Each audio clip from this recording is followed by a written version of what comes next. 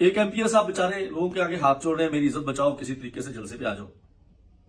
لیکن وہ MP صاحب جو لوگوں کے سامنے ہاتھ جوڑ رہے ہیں جا جا کے کہ اللہ کے واسطے سویرے مریم نواز کے جلسے میں آؤ، کیا وہ اس بات کا جواب دے سکتے ہیں کہ اس مریم نواز نے ذمہ دار کے ساتھ کیا کیا ہے؟ پچھلے سال ہماری گندم کا ریٹ کیا تھا؟ مریم نواز صاحبہ ہمیں بتائیں گی کہ اس نے ہمارے ساتھ کیا کیا ہے؟ کیا ناروال میں آ کر مریم نواز صاحبہ بتائیں گی کہ اس سال گندم کا ریٹ کیا نکل رہا ہے؟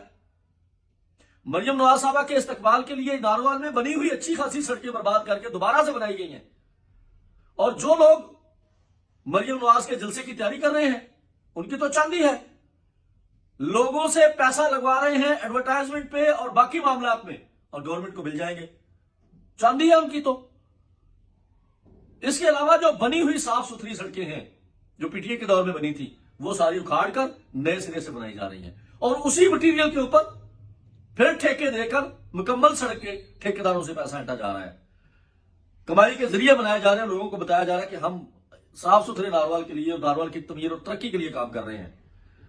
کیا مریم نواز صاحبہ کو یہ بتایا جائے گا کہ اس سال 9th کلاس کا رزلٹ کس قدر برا آیا ہے؟ کیا مریم نواز صاحبہ کو بتایا جائے گا کہ ہم نے تعلیم کا ناروال میں بیڑا غرق کیا ہے، ہم نے صحت کا بیڑا غرق کیا ہے، اور ہم نے ناروال کے اندر لوگوں پر کس قدر ظلم تھانوں میں کچہریوں میں اور کس قدر ہم ناروال کا پولیس کے ذریعے احتساب کرا رہے ہیں؟ تو یہ جو وزیر اعلیٰ ہے یہ خاص طور پہ ہمارے کسان بھائیوں کی دشمن ہے. میں ان کے دورے کی مذمت کرتا ہوں. کس چیز کا دورہ کرنے کے لیے آ رہی ہیں؟ ذمہ دار کو کتنا مارا ہے اور آگے ذمہ داروں پر کیا کیا ٹیکس لگا رہی ہے، یہ اس کے لیے آ رہی ہیں کہ کتنا ٹیکس ذمہ داروں پہ لگا رہی ہیں.